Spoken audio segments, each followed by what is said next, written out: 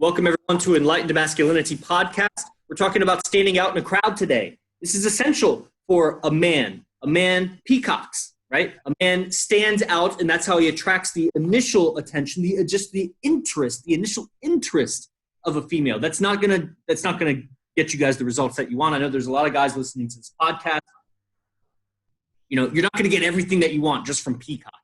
But standing out in a crowd is essential. We're going to go into it today on Enlightened Masculinity. These are our opinions, so take them, process them as an adult, but they're born from our experience and our research. I'm one of your hosts, Yogi Chris, PhD. I'm the founder of Ninth Limb Yoga, and this podcast is sponsored by Ninth Limb Yoga, so shout out #Ninth Limb. I'm also a PhD in the human universities, but that's some of my lesser accomplishments. I have many books out. I'm a co-host and host of many podcasts, and I travel the world teaching my brand of yoga, Ninth Limb Yoga, which is very centered around communication and preparing the body and the whole system for communing with other people via communication. This show has a co-host. He is a biotech research analyst for Big Pharma, one of the biggest drug dealers in the world up in the northeast of the United States. He's also a registered yoga teacher and developing his following there in Montclair, New Jersey. Welcome to the show, Akash. Hey, brother. Great to be on. Thank you for the illustrious introduction, as always. I'm really, really curious and fascinated by this topic because it's something that means a lot to me in terms of standing out and really making sure that you are the first thing that someone sees when they look into a room or some such thing. Quick side note, when my grandmother, she used to be the woman who was involved in like all of these different things, and there were stories told about her that when she entered a room, all of the heads turned and looked at the door as she would like walk through, because she had that captivating presence of walking as if royalty was entering the room. And this is something I come back to, a concept that I come back to, especially having being told this story, is like, well, what was she doing? How did that happen? And it's something I found that's so important to use when entering a room. It's so much better to be in a place where people are looking at you and their eyes gravitate towards you versus the opposite. So Yeah, I totally agree. A yoga studio is calling me from Canada, so you guys get to hear a call live. Just 1 second. Sure. Hello, this is Yogi Chris. My name is Erin. I'm calling back from Kushla Yoga. Yeah, Ann, could I call you right back? I'm actually doing my podcast right now. Thanks so much. I'll talk to you soon. In about probably 20 or 30 minutes. Is that good? Yeah. Sure. And at this number? Yeah, sure. Awesome. Talk to you soon, Ann. Thank you. Bye-bye.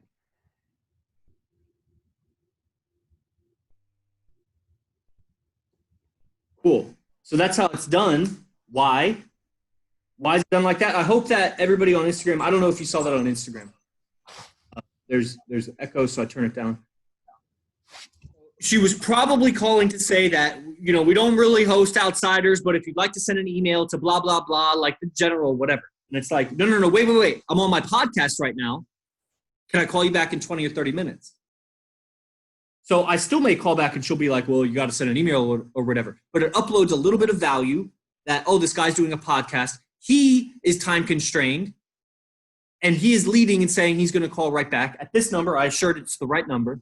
I wrote down her name so I could repeat her name, Ann. Kushla Yoga. Cool. So this all fits in with the frame, the theme of the episode, standing out.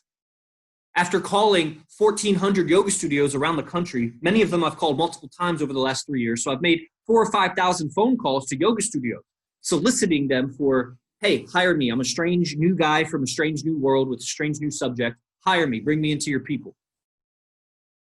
And how do I stand out, but not so much that they feel threatened, just enough that they feel interested and drawn in. So this is probably what you did last night with the top girl in the venue, right? Yeah, a lot of it came from actually the way I was walking. So people would come up to me, and people were coming up to me. This is really, really important. I was walking around the venue and people were coming up to me. And one was probably like, well, what do you do that people come up to you? Well, part of it is the way I dress. Like, True. and Yogi Chris, you're well aware of this. I definitely am a little interesting in my dress sense, to say the least. The part of it is to be provocative, to really get the people going, and have them talking. I'm comfortable enough with myself that whatever someone says about me, I know it has nothing to do with me. It has everything to do with them. And so whatever they project on me, whatever they see within me, if they're like, oh, is he gay? Is he what's with this guy? It's cool because it's hooking attention in and of itself. Yeah. The other piece though was the way I was walking around. People were telling me I was like gliding along the floor. What are you doing? Were you embodying Morpheus? What the fuck, Akash? I am very conscious of the way I've placed my feet on the floor. Okay. So I feel every footstep, and I really make sure I have an ideal way that I'd want to place my feet. And I'm continuing to get better at this, but it's really being mindful of how I'm walking, or being mindful, in other words, of how my feet are placing along the ground. And I do this very slowly. I carry my upper body really up and strong. So core is engaged, chest is like slightly back. Do you think about this when you're like when you're Totally. walking around the venue? You're like Totally. engaged, chest up. Really? Not in that level of detail. Like I'll feel it in my body, but I won't think of it like, okay. Tuck your tailbone and Yeah. you're on a banda. Pieces of it I will think of, seriously. Yeah. And then I'll start like slowly scanning the environment, taking my time with everything. Like the first second I enter the venue, stand at the door. And this is something I learned from AZD. Stand at the door, take a look around the room, make eye contact with certain people, notice who's looking at you, who's not. And then I've got the room now. And I'll take like 3 or 4 seconds. And there could be a line of people behind me. I don't give a fuck. I take my time to really assess the scene. And then I go about and navigate where do I want to go next. But it's being really, really conscious of what's going on within my body. And the minor things that I'm doing to communicate with it. So I'll keep the face like very just neutral. As you know, I have my scar eyeliner that I use, and it attracts attention that way too. And so draws a scar on his eye. Yeah, and it's so that brings the darkness to it, and then I'll walk around the room and I'll notice the eye contact and then I go from there. But it's people coming up to you and they're like, well, it's the jacket, obviously. Like yesterday I wore like a sequin jacket. It was like there was fur on the outsides of the collar and the sleeves themselves. And it attracts attention because you can't help but notice it. Women would come up to me and be like, I want to steal your jacket. It's a woman's jacket. So using these types of things. What do you say to that? Let's brainstorm some. Okay, they say, I want to steal your jacket. What do you say? I'd say, I don't know. Are you like a jacket thief or something like that? Do I have to protect everything when I'm around you? Or do you have my wallet right now? I don't know, something like that maybe, or. Yeah. I might say, well, it wouldn't be the first time I'll call 911 on you. I like that. Or what would you say? What's another option? I like this.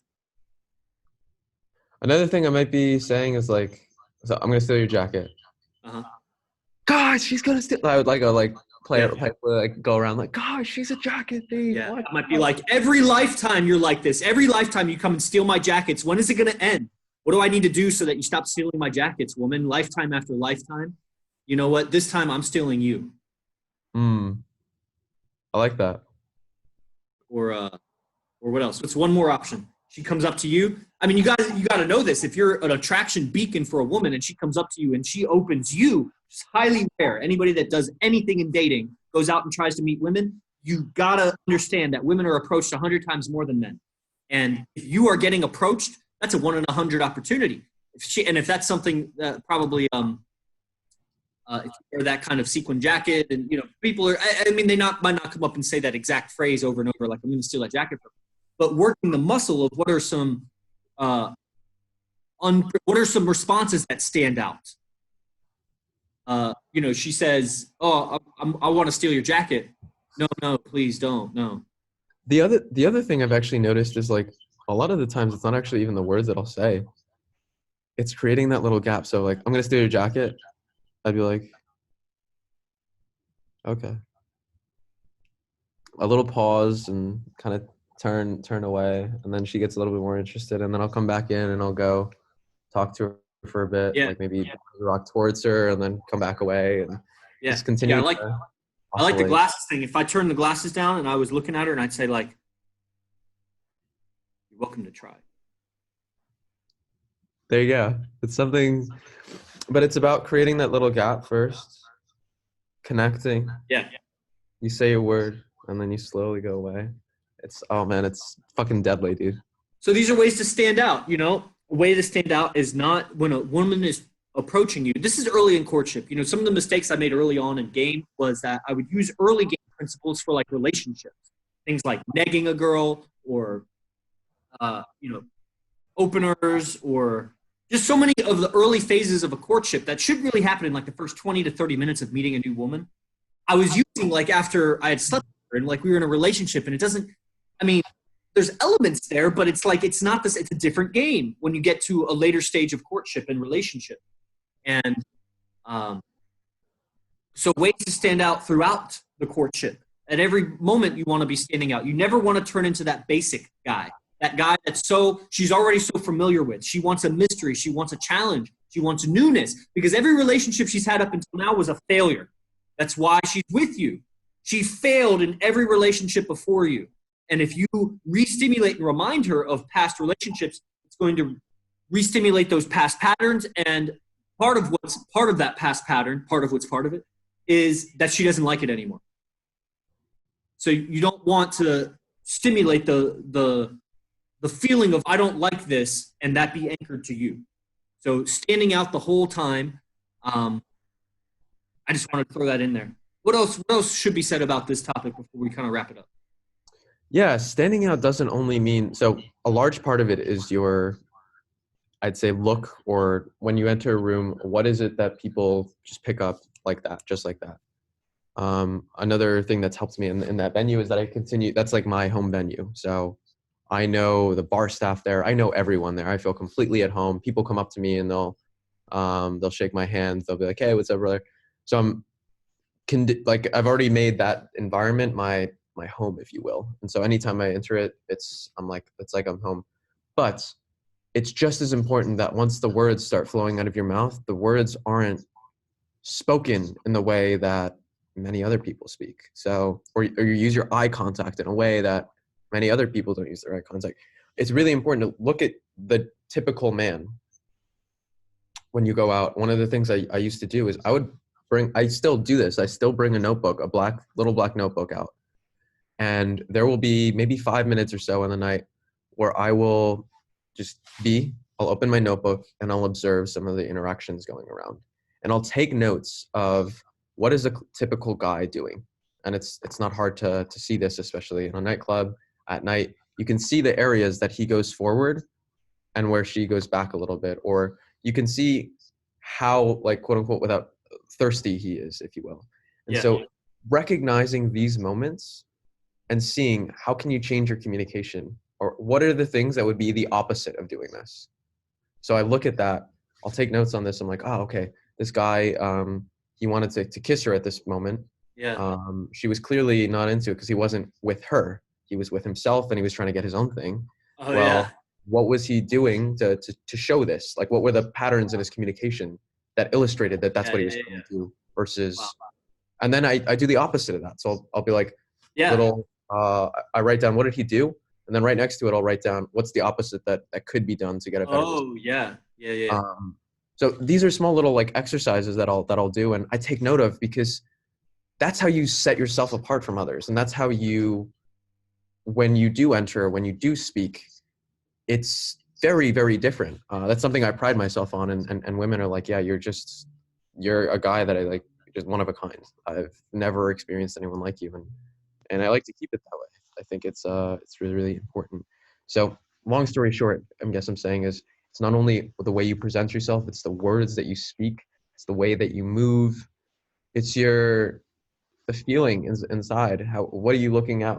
When you look out around you, what do you see?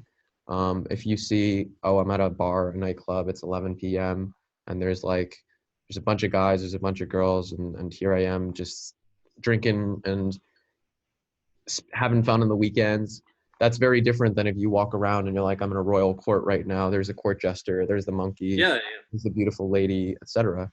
Coming up, infusing your imagination in a little bit, just it's incredible. And then you have a character and a place to play.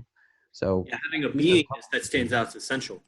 Yeah, and Yogi Chris, I know you know a lot of these concepts. I know I'm repeating myself, but these are things that I've found are really, really key for standing out.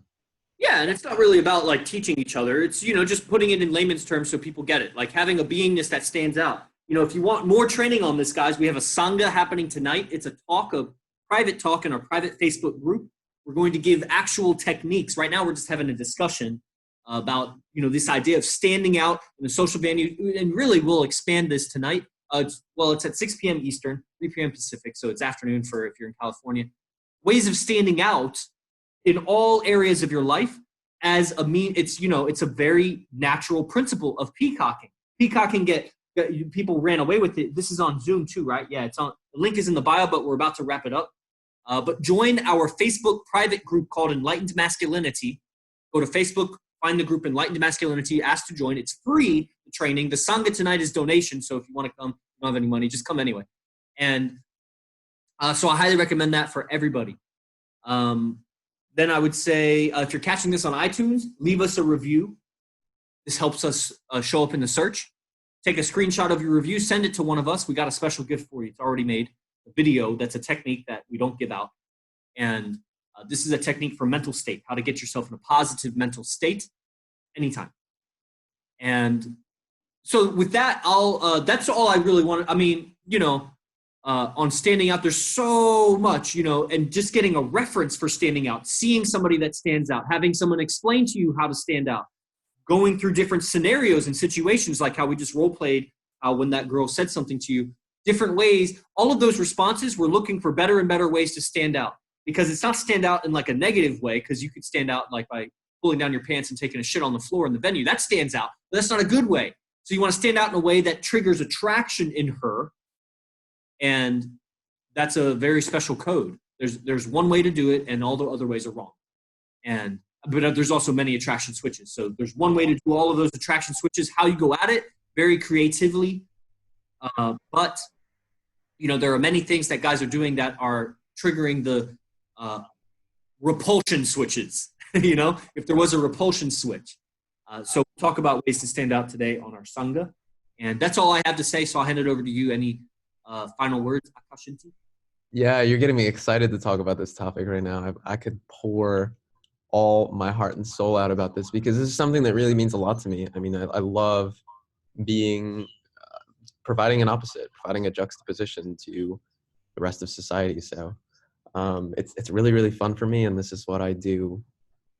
Weekends, I really put a lot of time and thought into this, not only in the terms of the way I dress, but in terms of the way that I think and the way that I speak, and it, so on and so forth. So if you guys are finding this interesting and you're like, wow, there's something to this, I want to hear more from these guys because they've got something. Check out Enlightened Masculinity group and check out the Sangha tonight, as Yogi Chris mentioned. Hell yeah. And you'll find all that info inside the group. Yes. With that, I mean, today it's raining in Montclair, New Jersey, so I'm not sure if we will be having Sunset Club today. Oh, man. Given the rain, but we'll see. Well, good. So yeah, so our Sangha could even go longer. So thanks everybody for tuning in. We hope to see you in an Enlightened Masculinity Facebook group, and we'll catch you on the next episode of Enlightened Masculinity. Namaste.